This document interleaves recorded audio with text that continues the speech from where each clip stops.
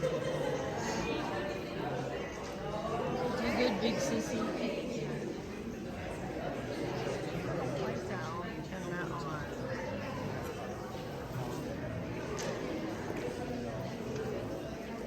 Yell, you got this, big sister.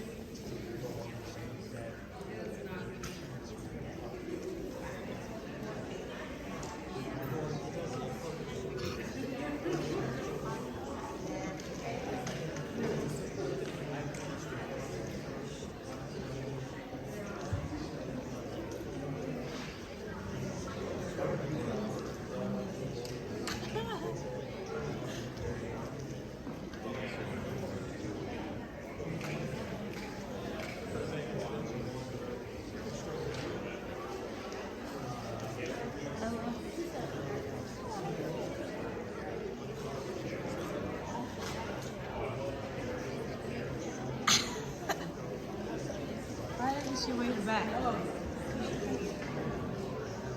She's not in character. She had a light out here and a light on. Huh? What does that even mean? Oh. Oh wait, are they doing it wrong? Yes. Yeah, this is not what we last time.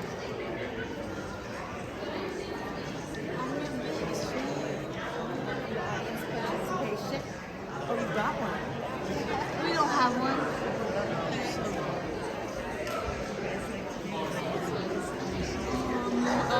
Yeah, they just put the microphone right here, and all you have to do is say, "Hey, Ina." No. I can't do that. I can't do that, Mom. You have to do that. I can't do that. I can't do that. Please let me do that. Please. Wait, what? What do I say? This is not okay. Why should you breathing? Public speaking. Ella Conway. Big sister.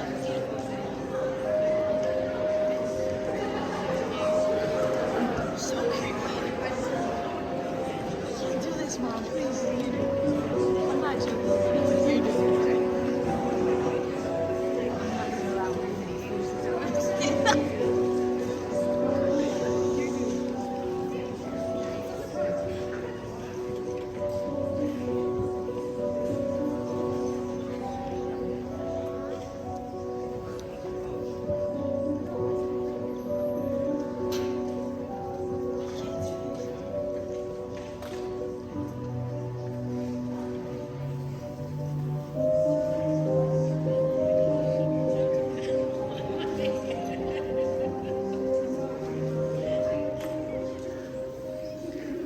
Edward Worthington III is dead, and one of you killed him. Welcome back. It's me again, Walter. Act 1 came easily enough, but Act 2 is a tricky one. A murder has been committed, and now it must be solved. In some of my mysteries, I isolate the characters, say on an island or a mountaintop, or in the woods during a blizzard. The murderer cuts the phone lines, trapping everyone in there with him or her. In this type of situation, the murder is usually solved by an amateur sleuth among them, Miss Marple or Jessica Fletcher wannabe. In others, such as this one, I bring in a homicide detective, aka Lieutenant Jamie McMillan. Now, if you've been taking notes on how to commit a murder, you should have written down that you must provide your suspects with a motive and an opportunity to do in the victim. Everyone in here had the motive to kill Edward, except for Peggy Sue, who stood to gain access to his fortune had he lived. I have rotten luck. Not as rotten as Edward's. As I was saying, all but Miss Dixie Cup had a motive to kill Edward, and they all had the opportunity to stab the man in the back, literally. In case you want to know how we created the great special effect, Connie hid the cake knife under a pile of napkins, and Roy took the matching knife handle, stuck it on Edward's back. Edward popped the blood capsule in his mouth and bit down. Simple, huh? but I digress. In Act 2, Lieutenant Jamie McMillan will search for clues, question suspects, and by its conclusion, find out who murdered Edward Worthington III. Now, pay attention. Once you find out how... Yeah, you know what? Just on with the show. You've all told me as a group what has happened. At this point, I intend to question each and every one of you, again, individually. I'll start with you, Miss Bromley. Thank goodness. I, for one, am anxious to wash my hands. Everyone should before they get ink all over the furniture. Miss Beatrice has already finger painted the tabletop. Clumsy me! Don't fret, Miss Beatrice. Miss Fingers will clean it for you. I've been dying to scratch. Hives, nerves. I regret the inconvenience, but it's standard procedure to fingerprint all suspects at the crime scene. If we're excused, I'm going to my suite to cleanse my digits. May I suggest the guests gather in the parlor next door? There's a half bath in the hallway. The staff can wait in the kitchen until you're ready for us. That's a good idea. So, what would you like to know, Lieutenant? Let's see.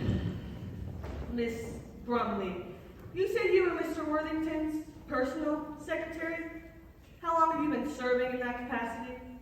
About 6 months, I guess. I mean, I've worked for Worthington Enterprises for as long as I can remember, but when Edward's personal assistant retired last June, he pulled me from the secretarial pool and gave me her job. Obviously, your relationship became very personal. It'd be an honest intention to marry you tonight. What can I say?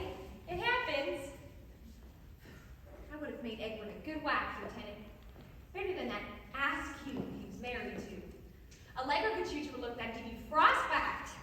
If I had to guess, I'd say she's your murderer, Lieutenant McMillan. Possibly, but it's been my experience that the jilted spouse often strikes up the competition. In this case, you.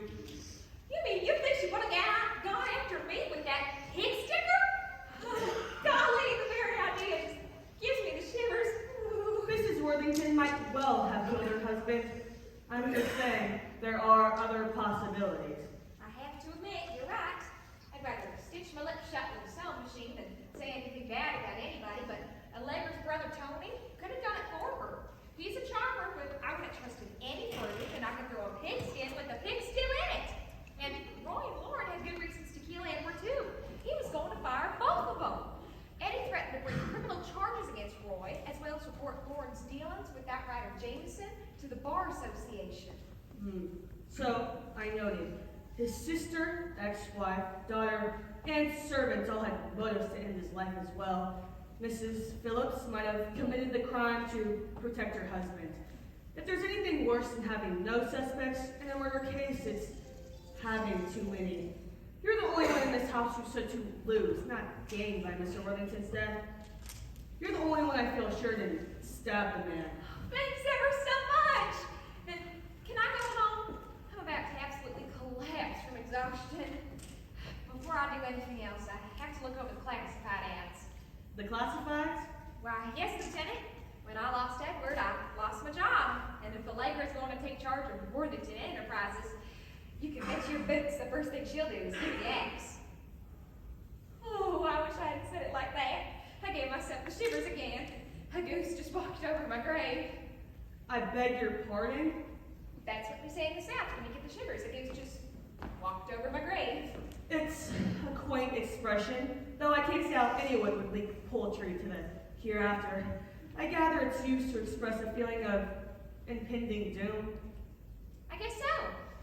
In that case, I bet a whole flock of geese stomped over Edward's cemetery plot a few hours ago. Anyway, can I leave, Lieutenant? Not yet. I might have more questions for you after I talk with the others. Sorry. That's okay. I'm happy to help in whatever way I can. They'll be in the parlor if you need me.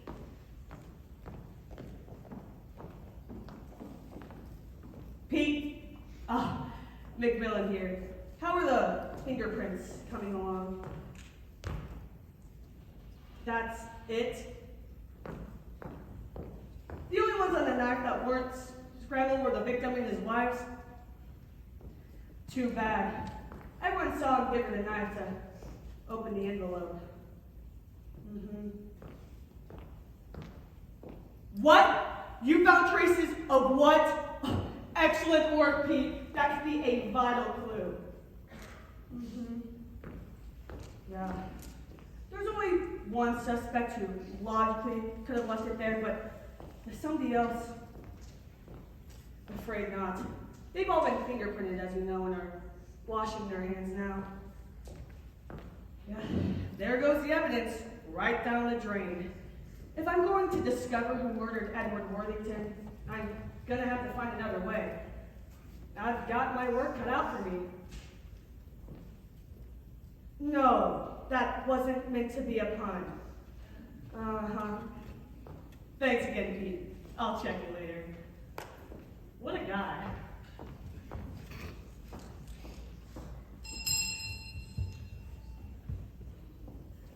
You rang, ma'am? Yes, Edith, is it? Actually, it's Athena. Oh. Will you ask the other servants to come in, please, as well as yourself? Of course, Miss Rubino. Thank you. You wanted to see us, Lieutenant? Yes, be seated, please. I have a few more questions regarding what took place tonight. I don't know how we can help you. We were in the kitchen most of the evening. It's what took place in the kitchen that I need to know about at this point. I'm specifically interested in finding out about the murder weapon, the knife. My knife? What about my knife? Where's it usually kept? In a butcher's box. It's part of a set. It's seldom there, though. It's Ina's favorite kitchen tool.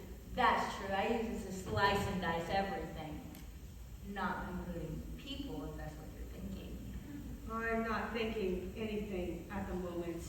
A good sharp knife is hard to come by. May I have it back when the case is closed? Or is that too morbid? That's too morbid.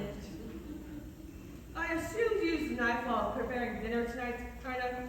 Naturally, I chopped up some fresh thyme to sprinkle on the whipped potatoes. And what else was served? Roast beef, gravy, Brussels sprouts, Salad? congealed jello, and fruit. So, at first I was going to title the play, The Blood Like Jello Congeals. And then I realized just how gross that sounds. Continue.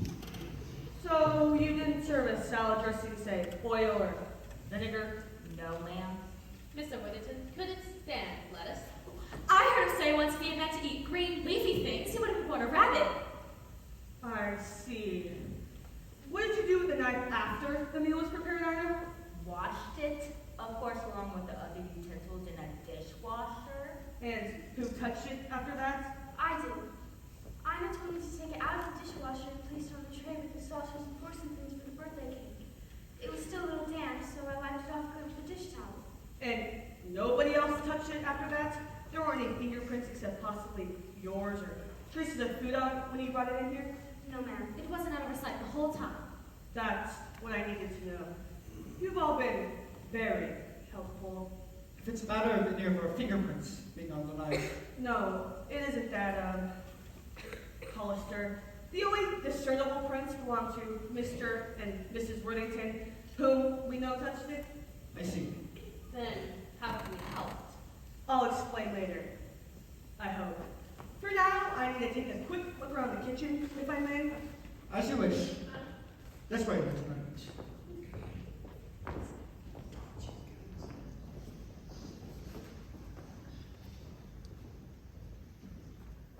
Edith, Tony, what are you doing here? come here. Were you eavesdropping on us? No, I just happened to be in this general direction. But the murderer didn't leave any prints on the knife. Unless it was Miss Worthington. Sis, it wasn't her. How can you be sure?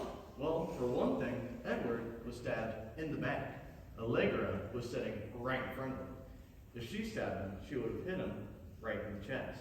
Maybe, but it was too dark to see. Mr. Worthington could have turned around to start towards the light switch.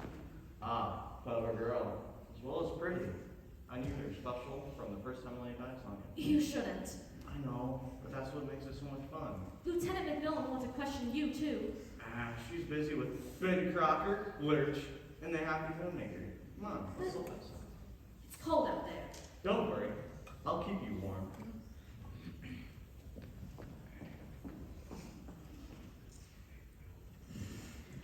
She thinks I did it. I know that detective thinks I killed Edward. Why would she, Roy? Why would she suspect you any more than the rest of us? I know she doesn't believe I put that money in my account on Edward's behalf. Why not? I believe you. That doesn't count. You're my wife. I think it counts. A wife should do anything she can to help her husband. Even commit murder? You think I murdered Edward? That's silly. You know how klutzy I am, Roy. If I had tried to grab a knife in the dark, I probably would have cut a pinky off. That's true. Not yours, someone else's. Do you happen to know where the detective is? I want to ask her. I want to volunteer to be interviewed next to get over with. My nerves are shot. When I came out of that half bath across the hall a few minutes ago, I saw her headed towards the kitchen with the servants. I meant to ask you, what were you doing there so long? Checking the medicine cabinet for calamine lotion. I didn't find any, but that's okay. The itching has stopped. Good. I'm getting better, honey. Before tonight, I hadn't broken out in hives in so long, the scratches on my arms healed up. I noticed. It was nice having a wife that didn't look like an inept lion tamer for a change. I was thinking about buying some more short sleeve dresses, but I guess that's out now. I'd say so. Connie, did you happen to see any aspirin in that medicine cabinet? One of my splitting headaches. No, dear, I'm afraid I didn't. I'll bet Allegra keeps them in the guest suite. I'll run up and look. I better go with you. With your sister's direction, you could end up in the neighbor's bathroom.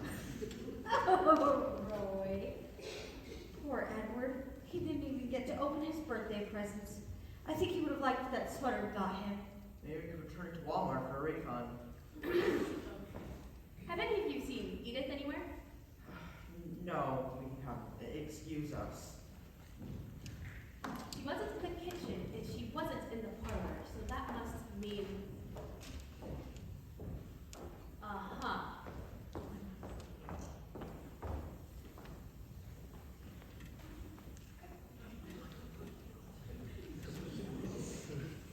There's got to be something in here to put them in. You found them on the hall table? Next to the half bath. The flowers were in a container when I went in. When I came out, they were lying there in a clump. Here's a vase. But there's something inside. What? Well, they look like colored pebbles. No problem. So, where's the detective? I don't know. Shouldn't we wait in the parlor until she's ready to question us? Why? Nobody else is. You know, I wish whoever poked Edward would fess up so we could all go home. But I don't suppose that's likely to happen. You didn't do it, Mom. Did you kill Father? No, dear. I can't take credit for that. Though I threatened to, lots of times. I know I was always cutting him down, but I didn't do it literally. I hope you can convince Lieutenant McMullen of that. She seems like a pretty smart gal. The lieutenant should realize that if I had been going to knock off Edward, I'd have done it years ago when he left us to marry Allegra, the sharp woman. She'd have a pretty hard time proving that I killed my ex in a fit of anger that lasted 10 years. If anyone could hold a grudge that long, you could, Justine. Except you wouldn't have needed a knife. With that sharp tongue of yours, you could have licked him to death. Speak of the devil, and she appears. Still here. I'm surprised you didn't make the most of the opportunity and run out to buy a new black dress. With what? You know I don't have any money of my own, and I'm sure Edward's accounts will be frozen for quite some time. Good point. Speaking of money, the fact that he was supporting Deborah and me should be proof I didn't kill him. I'm not dumb enough to slay the goose that was laying the golden egg. But tonight, he did threaten to cut off your income. I know. He's done that for years. Every time I ticked him off, which was often. If he did stop my elementary checks, I might consider homicide, but not until then. Very idea. Stop! Let me explain. What's going on? A meeting of Edward's wives, past, present, and future. We were just waiting for you to join us. What's going on out there?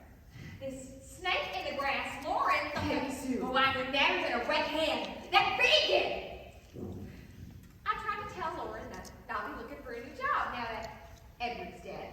She offered me one with her bird in exchange for betraying Edward's secrets.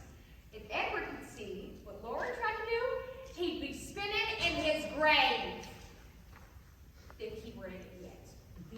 How would Father see Lauren if he was in his grave? Oh, you know what I meant. Peggy Sue, you know I have had romantic feelings for Edward for a long time. That's why I made the divorce papers ironclad. Well, it seems Edward's trusted lawyer had yet another motive to murder him. For once, I have to agree with you, Allegra, although it hurts like a toothache to admit. No, I wouldn't murder Edward just because I too have romantic feelings for him. You slippery snake. You had your chance with Edward years ago. You just didn't age well, honey child. Well, at least I'm not poor. That's what drew you to your boss, wasn't it? His millions. What if it was? I am tired of being poor. As my grandma always told me, love is fleeting, honey, but money lasts forever. Are you sure you're not descended from Scarlett O'Hara? That ought to teach him a lesson. Miss Vickers, you shouldn't have. Say I didn't warn him. Don't mind us, we're just passing through. Come on. But, Wonder what that was all about. I don't believe she did that. Tony, your nose. It's nothing compared to what my eyes gonna look like. Maybe next time you'll listen to me. Come on, I'll wet a towel in the half bath and clean it off. Doesn't anybody use the front door in this house? You know, when I lived here, we used the front door all the time. We're all back in here. Are we playing a new game?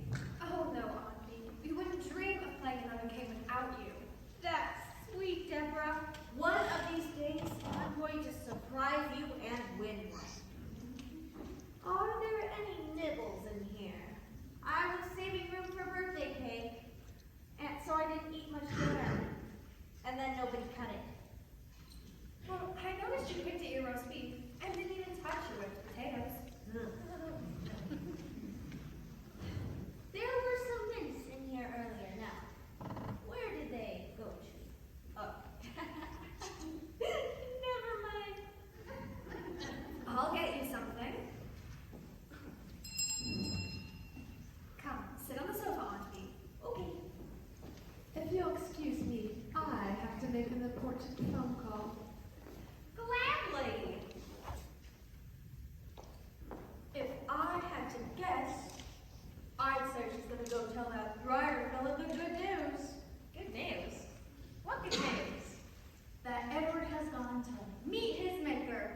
Although, on second thought, I doubt that's where he's headed. Anyways, Lauren is a very lucky lawyer. Not only is the man who's gonna have her disbarred dead, that Jameson guy will probably pay her a fortune for a first-hand account of Edward's murder. With a climax like that, Edward Worthington III's biography will be a huge bestseller. I told you Lauren was a snake. You won't get an argument from me. Did someone ring? Yes, Edwina. My aunt is a little hungry. Could you see if there's something in the kitchen you could prepare? Of course, Miss Deborah. It may take me a minute, though. The police detective is searching for everywhere in the kitchen. Cabinets, refrigerator, everywhere. I'll see you in the kitchen. Thank you. She searched the kitchen? Wonder what for? Maybe she's hungry, too. Should have looked more closely at the label. I'm sorry, honey. It was an accident. Perhaps the doctor. I don't know what he could do. Oh, hello again, everybody. What's the matter? You look a little green around the gills, Roy. I have terrible headache. We couldn't find any aspirin in the suite bathroom. My wife decided to rummage through Allegra's medicine chest. Stupid me, swallowed pills before looking more closely at them. It wasn't aspirin? Well, no. I didn't see any aspirin, but there was this vial of big orange pills that looked like the prescription strength Motrin Roy keeps at home for his headaches. I gave him those before I ran on the label that they Premarin instead. I only gave you 4. Premarin? What's Premarin? Double strength estrogen. Oh, Connie, if Roy gets a sudden urge to try and adjust this, you'll know why. Oh, stop it. Why don't you sit down? Hi, the girls are reading some series. Would you like to join us? Oh, good. Maybe having something on Roy's stomach will absorb the evil. It's hot in here. Why is it suddenly so hot in here? Trust me, it'll pass. Isn't that better? I can't breathe. So which would you rather do? Breathe or bleed? I guess I'll manage. I just need to sit down. What happened, Tony? This Vickers poked me in the nose. That mean old thing. How are you going to scratch your eyes out? I'm sorry, Allegra, but Roy took some of your Premarin by mistake. I thought it was Motrin. Premarin? What's Premarin? Female hormones. Why don't you just go tell everybody? I'm sorry.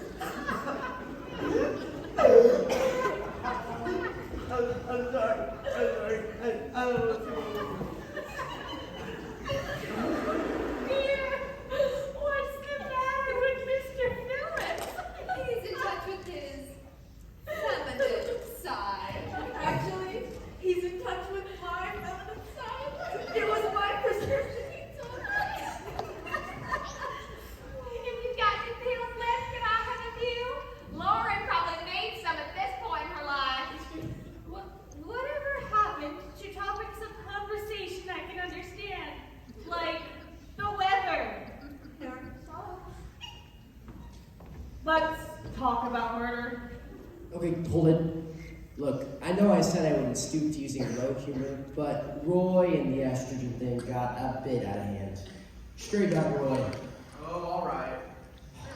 And Tony, take the toilet paper out of your nose. You look like a walrus. That's a relief. Let's talk about murder. So, Lieutenant McMillan, do you know who killed my husband? My ex-husband? My future husband? Little Bella? Not yet, but the head of our crime lab, Pete, has found some interesting information that might prove to be relevant. I don't suppose you would tell us what that is. When the time is right. Excuse me, Lieutenant McMillan. Miss Deborah said Miss Beatrice was hungry and requested we bring out some food. We thought everyone else might like a snack as well. After Mr. Worthington's big announcement, no one seemed to have much of an appetite. The roast was barely eaten and nobody touched my Brussels sprout. There are plenty of reserves left as well, so we brought off some of those as well. Oh, good. Nibbles. May we? Certainly, Mrs. Vickers, all of the household seems to have migrated back into the living room except Miss Tate. Will you find her, please, and ask her to join us? Yes, Lieutenant. That snake slithered into the parlor a few minutes ago. Please, help yourselves. You wanted to see me, Lieutenant McMillan? Yes, join us, please. Staff, if you will made as well. Lieutenant McMillan. Terrible thing. I don't feel at all well. Something you ate, no doubt. If you're ready to question this again, I'd like to volunteer to go first. That's fine, Mr. Phillips, but I'm not going to question you. They are. Okay, house lights. Earlier I said I'd have everyone questioned, And to end the play at a decent hour, which I'm sure you would all appreciate, I thought I'd have the audience help out a bit. You were handed a colored slip. I'll be coming around in a few minutes to let you ask a question or two. Just state the name of the cast member that you wish to do, and yeah, speaking is fine. Tony? Why do you like the maids, Tony? Well, you see, I have a thing for twins.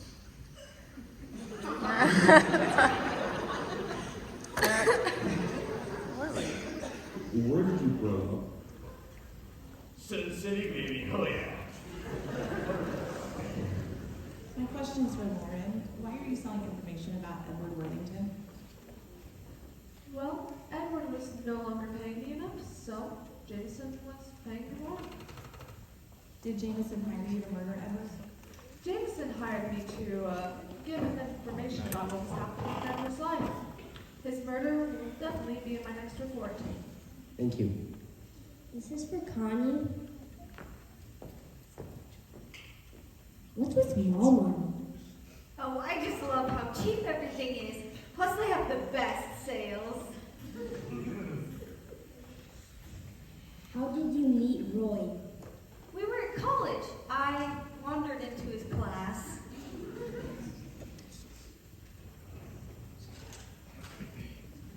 This is for Roy. How long have you worked for Edward? I've worked for Edward 20 years. How long have you been married to Connie? I've been married to Connie 10 years. Thank you. This is for Allegra. Why do you allow Tony to moonshot with you? Well, you see, there isn't much entertainment around this house, so I guess I figured I could let someone from my personal life come on down, and I guess he just stuck around. Why did you stay with Edward if you knew he was cheating on you with Peggy Sue? As I mentioned, I only had a slight suspicion that he was fooling around with that Southern belle, but I mean, it wasn't really a good enough reason to give up my Armani, now was it? This is for Deborah. So, what is your relationship with your mother? Well, my mother truly thinks of me as her best friend, because she doesn't have any, but she's just my mom. Why are your college grades so bad? Well, most of my day is spent trying to decide what party I'm going to go to each night, so I don't have much time to spend going to classes, studying, doing homework, you know. Thanks. I have questions for Edith. How old were you when you met Mr. Worthington?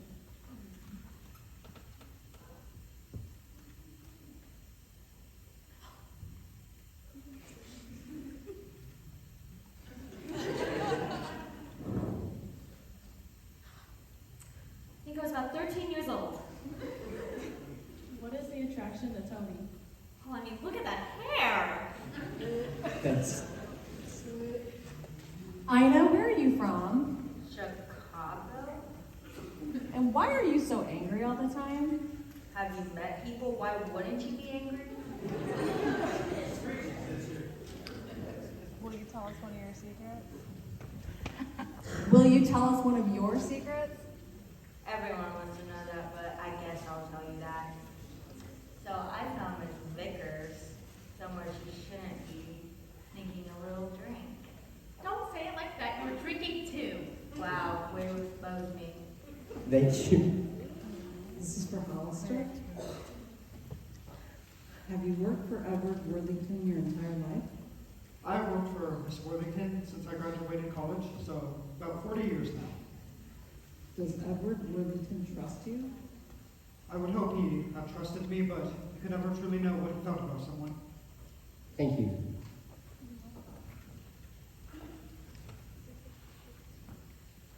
This is for Justine. How did you meet Edward? Well, I was working at a little shop that was near my college. I was about 18 or 19. He walked in one day and have gone to get glasses.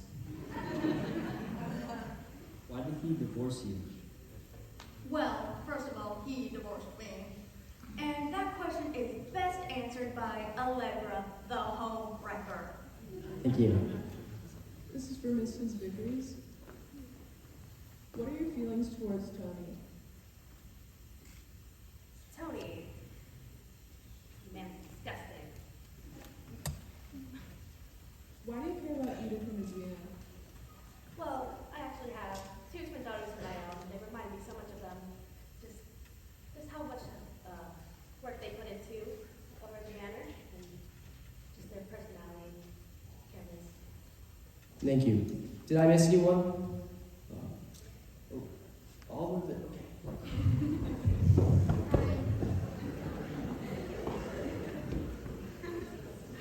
Beatrice, are you fully aware of what is going on? Huh?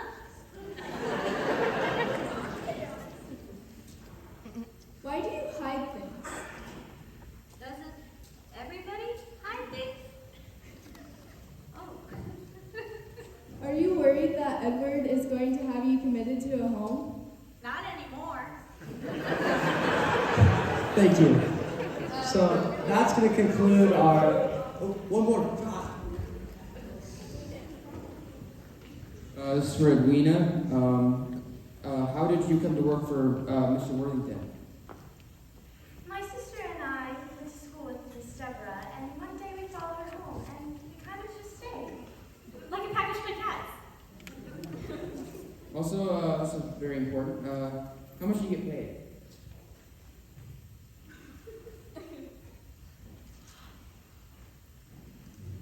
We don't get paid. We're supposed to get paid? Thank you. That's going to conclude our questioning portion, unless I missed somebody else. Oh, okay. So let's go to the climax and reveal who indeed murdered Edward Worthington III. House lights? As we've learned, any of you could have killed Mr. Worthington, but only one of you did the deed. The question is, who?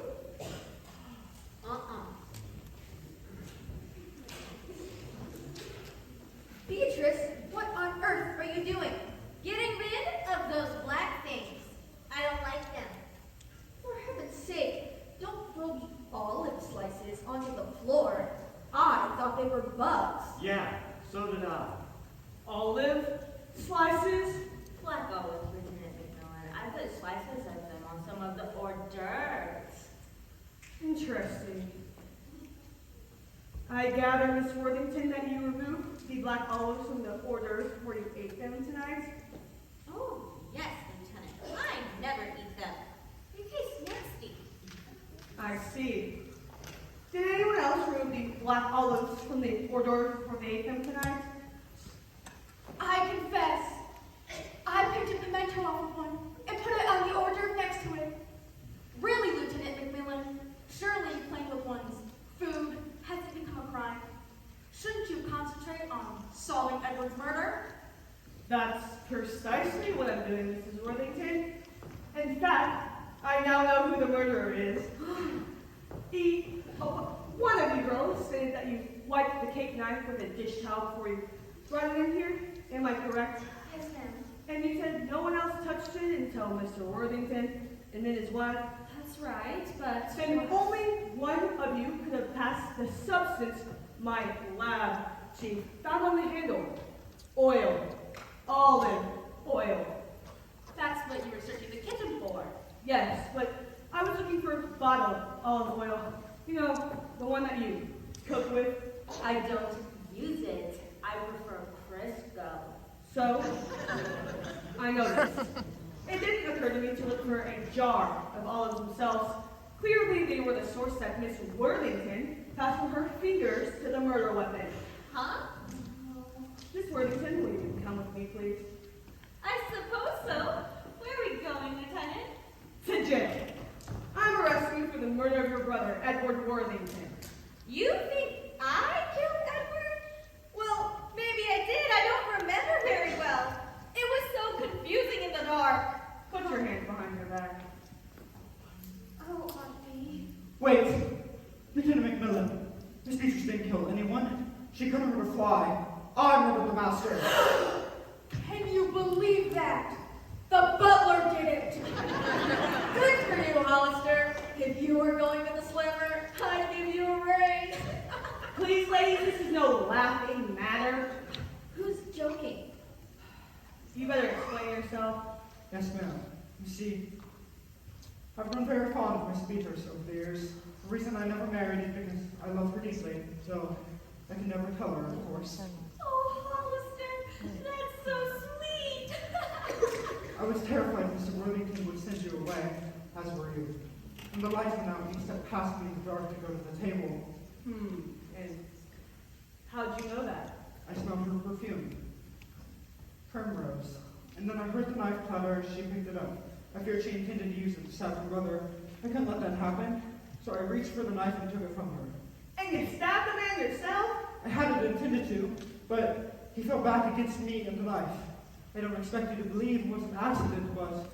Oh, Hollister, I wasn't going to kill Edward. He was my little Bubba. I just thought the knife was pretty.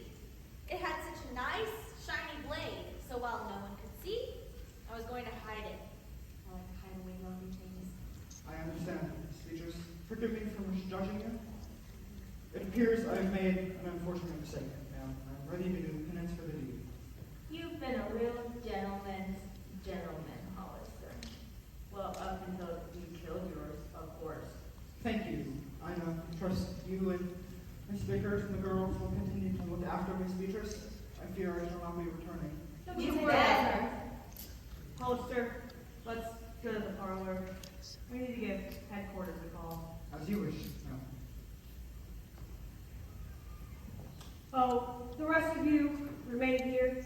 Since you all witnessed Hollister's confession, I'll need to take your statements later. That dear man. Don't worry, Auntie. We'll get a good lawyer to represent him. A good lawyer? I'd like to know how you plan to pay for one. I appreciate Hollister for getting rid of the old ogre, but I don't intend to spend a fortune to defend him. You're a cruel, greedy woman, Allegra. And those are her better qualities. Needless to say, you and your rat won't be getting any more handouts either. And as for Beatrice, I'm afraid Hollister's efforts were in vain. A rest home is where she belongs, and I intend to send her to one, the cheapest one I can find. Oh, my, you wouldn't. I know, sis. Yes, you would, and so would I. Liars. You're horrible! Oh, Miss Vickers, you were right. Tony's a terrible man. I figured you two would realize it sooner or later. I'm just glad it's sooner. While I'm cleaning house, Roy, I expect your resignation tomorrow. From what we've all learned tonight, your business methods leave a lot to be desired. But I explained. Allegra, Roy wouldn't vote. I don't blame you for what you did. I just don't want you doing it with my money. But it's not your money, and it never will be. What? Edward left a will. I'll get a formal reading for it later, but I'll tell you the gist of it now. He left everything to his daughter Deborah, with two provisions. First, should she marry, she will retain her maiden name, and should she have a son, she will name him Edward IV, after him. Well, I don't have any problem with that. He also stipulated that she is to provide for Beatrice's care for the rest of her life. I would have done that gladly anyway. Gee, Mom, I guess Mama really did care something about me. What do you know? The old boy had a heart after all. What about me? He owes me something too. I gave him the best years of my life. For what he told me, that's not saying a lot. Oh, shut up. Well, Lauren, what did Edward leave me?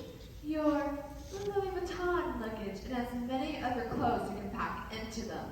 Period. Luggage? You mean I killed the old time bomb for nothing? Yes. I too heard the knife clatter as Beatrice picked it up and saw it glimmer faintly. I knew someone was behind him holding it, but I wasn't sure that whoever held it had the guts to kill him. So I gave Edward a shove backwards. Yes, I helped skewer the man, and I'm glad I did it. Very Interesting. Hollister, seems I'm gonna have another use for these. I'm happy to return them, ma'am. Citizen, don't say anything else. Oh, that advice is too late, Mr. Blackwell. Apparently when Hollister said Mr. Worthington fell against the knife, he was telling the truth. He isn't the murderer, but the woman who pushed her husband onto the blade is. Allegra Worthington, I'm arresting you for the murder of your husband, Edward Worthington III. Take me away. I don't care. Just take me out of this house. Oh, it's a pleasure. My men are on their way in the squad car. We can wait for them out front. Good riddance. I don't believe it. Somebody finally used the front door. Oh, Hollister, you sweet man. Why didn't you tell me how you felt ages ago? You wouldn't have been the correct thing to do, Miss Beatrice. Thickens, we'll discuss this subject later. In private. Yes, madame. Hollister, perhaps it would help solve your problem if you were no longer on Peace Island. I think it's time you retire with a very generous pension, and you're welcome to continue living in Worthington Manor as long as you may like. Oh, Miss Deborah. Miss Vickers, Ida, Edith, Edwina, you're a part of our family too, and you showed me more love than poor father was ever able to. I hope none of you ever leave. Deborah, about my job. No one can deny that you've invested my father's money brilliantly, Roy. But I'm not sure if I approve of all of your methods. You may continue to act as financial advisor for Worthington Enterprises, but I expect you to meet with me every Friday afternoon to go over the books. If I find anything irregular, You won't. The figures still all look like textbook examples. I swear. fine. Does that mean you still have your job? Yes, Connie. Oh, good. Walmart is having a fall blowout sale tomorrow. I'll be there when the doors open. Whatever you say. Deborah, if you're going to be managing the company, you're going to need a good lawyer. Don't worry, Lauren. I'm sure between us, Mom and I will be able to find one. And we'll make sure it's a lawyer who won't betray her client's confidence.